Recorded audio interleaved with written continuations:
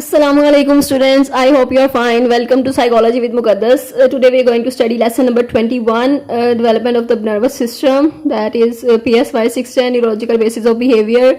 First of all, I wanted to discuss something that is a great mishap happened just with me. I was recording the lecture and पूरा lecture जब हो गया 10 minutes का lecture आपको दे दिया, अच्छे से एक्सप्लेन किया उस लेक्चर को, एंड देन यू रियलाइज कि इट इजंट रिकॉर्ड, कि वो रिकॉर्ड ही नहीं हुआ. So how did you feel कि आप रोज़े में इतना एफर्ट कर रहे हैं तो फिर भी जो है वो इस तरह का मिसहैप हो जाता है कभी कभी, तो फिर भी दिल नहीं चाहता कि हम दोबारा से उसे रिकॉर्ड करें और दोबारा से वो सब कुछ एक्सप्लेन करें जो पहले इतने अच्छे से एक्सप्लेन कर दिया था. बट फिर भी आप लोगों के लिए एफर्ट करनी पड़ती है, तो अगर आप अप्रिशिएट करेंगे तो I will be happy. Future में भी ज़रा मोटिवेशन मिल जाएगी कि someone is getting help from this channel, और आप इस चैनल को अप्रिशिएट कर रहे हैं, पसंद कर रहे हैं, आपको इससे हेल्प मिल रही है. So it will be great motivation for me, and basically the purpose was this, and यही पर्पस था एंड सीखने का और सिखाने का कि we should keep learning and we should teach our concepts to other students as well. So अब let's start again. So environment और जेनेटिक प्रोग्रामिंग क्या है, इन्वायरमेंट का इफेक्ट क्या होता है, आपके जेनेटिक प्रोग्रामिंग जो है वो कैसे एक दूसरे को इफेक्ट कर रहे होते हैं. जो एक्सटर्नल स्टिमुलेशन है, इन्वायरमेंट से जो स्टिमुलेशन मिलती है जो न्यू बॉर्न को, वो कितनी हद तक ज़रूरी है, आपके जेनेटिक प्रोग्रामिंग को वो कैसे इफेक्ट कर रही होती है. सो यहाँ पर कुछ एक्सपेरिमेंट्स किए गए थे कि जो ह्यूबल एंड विजल का एक्सपेरिमेंट था, जो उन्होंने जो न्यू बॉर्न बेबी है, जो न्यू बॉर्न बेबी जो किटन का बेबी मतलब जो कैट का बेबी किटन है, उसकी जो उन्होंने एक आंख बंद कर दी थी तो आफ्टर द बर्थ, तो फिर क्या हुआ, जो एक आंख थी जो उसकी जो जितने भी न्यूरॉन्स होते हैं तो उनकी जो है वो डिजनरेशन हो गई, वो न्यूरॉन्स वहाँ से ख़त्म हो गए, और वो जो उनकी एक आंख थी किटन की, वो उसने देखना ही बंद कर दिया. यानी कि वो बिल्कुल सही थी लेकिन वो उसको एक्सटर्नल स्टिमुलेशन नहीं मिली, जिसकी वजह से बाद में उसका ये लॉस हो गया. तो ये चीज़ है उनको एक्सप्लेन किया उन्होंने कि जो एक्सटर्नल स्टिमुलेशन है वो किस हद तक ज़रूरी है, जो आपका इन्वायरमेंट है उसका रोल क्या है, वो कैसे आपकी इफेक्ट कर रही होती है आपकी जेनेटिक प्रोग्रामिंग को. तो जेनेटिक प्रोग्रामिंग डिपेंड कर रही होती है इन्वायरमेंट के स्टिमुलेशन पे. इस पे एक और एक्सपेरिमेंट किया था उन्होंने, रैट के जो विस्कस हैं, जो मूछें थी उसको ख़त्म कर दिया आफ्टर द बर्थ. अब वो क्या हुआ, जैसे उसके जो न्यूरॉन्स थे वो विस्कस की जगह पे वो सारे डिजनरेट हो गए, वो ख़त्म हो गए, और उसके बाद जो विस्कस हैं वो दोबारा जनरेट नहीं हुई. तो ये जितने भी एक्सपेरिमेंट्स किए गए हैं, ये लिंक आपका फाइंड करने के लिए कि एक्सपेरिमेंट जो इन्वायरमेंटल जो स्टिमुलेशन है, जो इन्फ्लुएंसेस हैं, उनका क्या लिंक है आपकी जेनेटिक प्रोग्रामिंग पे.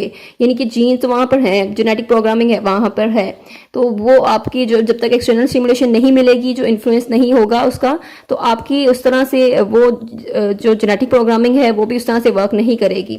तो उसको एक्सटर्नल स्टिमुलेशन ज़रूरी है, एक्सटर्नल स्टिमुलेशन चाहिए अपनी फंक्शनिंग करने के लिए, वर्किंग करने के लिए. And then functionality of peripheral organs हैं correlate with their influences on the neuronal development.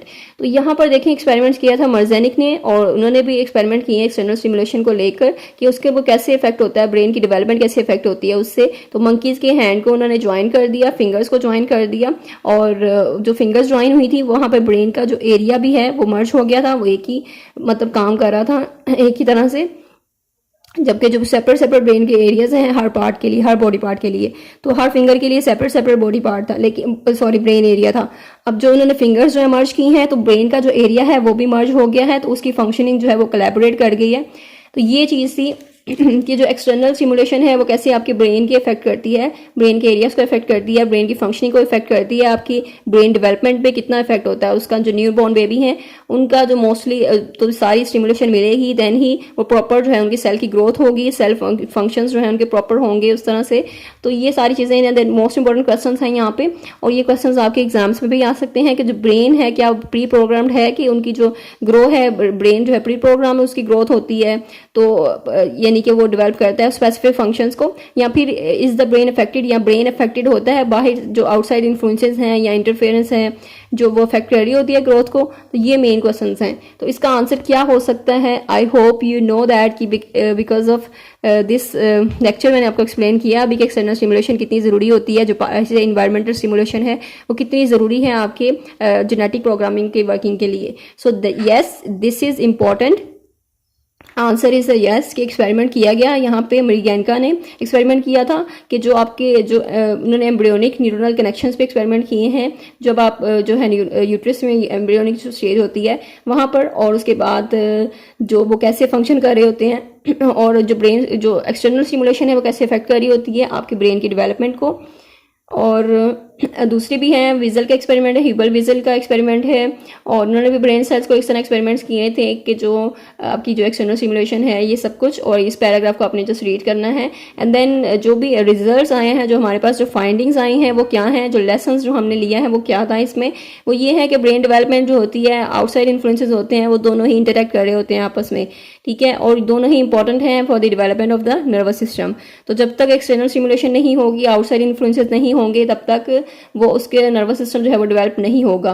या फिर जब तक ब्रेन जो है वो डेवलप, जब आपकी जो इंटरनल जो है जेनेटिक प्रोग्रामिंग नहीं होगी तो आउटसाइड इन्फ्लुएंसेस भी काम नहीं आ सकेंगी। तो दोनों ही ज़रूरी हैं, दोनों ही आपस में इंटरेक्ट करती हैं, और दोनों जो है वो आपस में इंटरेक्ट करके ही नर्वस सिस्टम की जो है ग्रोथ में फंक्शंस कर रही है या डेवलपमेंट में काम कर रही होती हैं।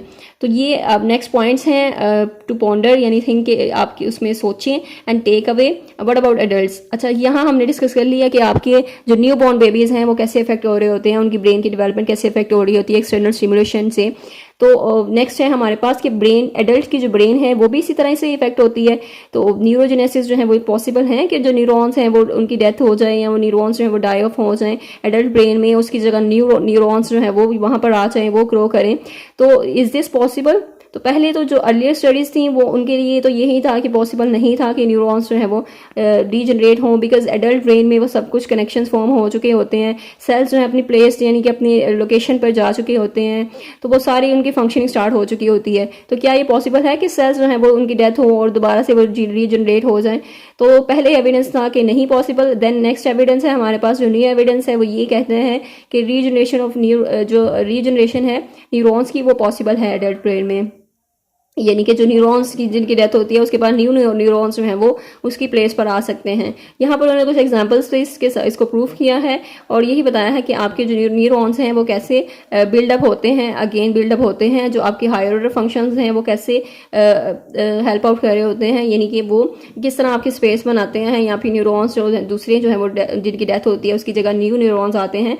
तो ये आपकी basically depends on your learning, ठीक है। एक्सटर्नल इन्वायरमेंट जो है आपका, एक्सटर्नल स्टिमुलेशन है बहुत इंपॉर्टेंट है, यानी एज एक्सपीरियंस ग्रोस तो वो आपके जो है वो मेंटल एज भी उसी तरह ही ग्रो करती हैं। आप जितने एक्सपीरियंसेस होंगे आपके पास, जितने एक्सपेरिमेंट्स करेंगे आप लाइफ में, जितनी लर्निंग होगी आपकी एसोसिएशन जो है वो उतनी ही ज़्यादा ब्रेन की बनेंगी, और आपका जो कॉर्टेक्स है वो इम्प्रूव होगा, आपके जो ब्रेन की सेल्स हैं उनकी ग्रोथ होगी और न्यू सेल्स जनरेट होंगे। So that is why this is important, और ये एडल्ट ब्रेन में भी now this is possible.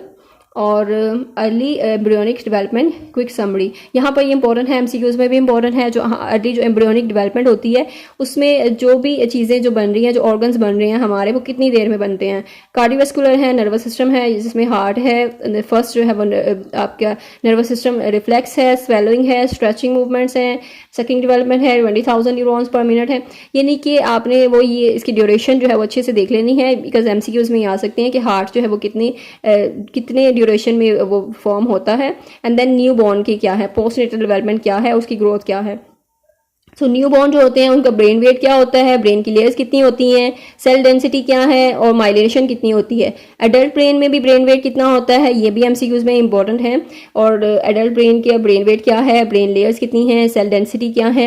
And then myelination of neurons and dendrites, जो माइलिनेशन होती है यानी आपके जो फैटी शीट होती है अराउंड योर एक्सन्स, जो कि हेल्प आउट कर रही होती है आपके मैसेज को, वो उसमें से ट्रांसमिट हो रहा होता है तेजी से।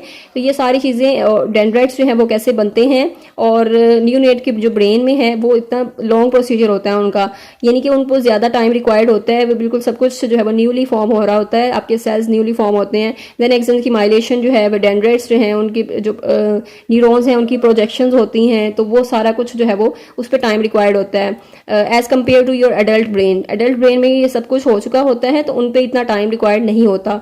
तो उनका जो एक तो ये भी है कि सेल्स जो हैं वो बहुत ज़्यादा होते हैं, सेल का नंबर जो है वो ज़्यादा होता है न्यूनेट या न्यू बॉर्न बेबी के माइंड ब्रेन में, बट हमारा जो एडल्ट ब्रेन है उसमें सेल्स जो है वो पैक हो जाते हैं आपस में, वो ग्रुप की फॉर्म हो जाती है उनकी एक, तो वो इस तरह वो उनकी जो है कनेक्शन जो है वो थोड़े मतलब उनका उस तरह जो सेल्स जो हैं वो कम लगते हैं हमें, because they are packed.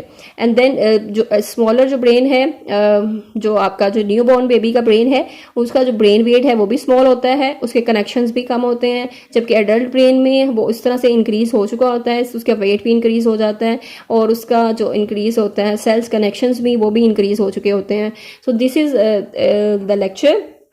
Next lesson में डिस्कस कर लिया हुआ growth and development of the brain as it progress toward the adult size, यानी कि जो एडल्ट तक पहुंचने में कितने उसकी प्रोग्रेस जो है वो रिक्वायर्ड होती है, उसकी ग्रोथ एंड डेवलपमेंट ब्रेन की कैसे होती है, ये सब कुछ नेक्स्ट लेक्चर में डिस्कस करना है। I hope I made it clear. If you have any confusion you can ask in comment section. Don't forget to subscribe, like and share this channel with other students. Thank you so much. मिलते हैं next lecture में। Till then take care. अल्लाह हाफिज।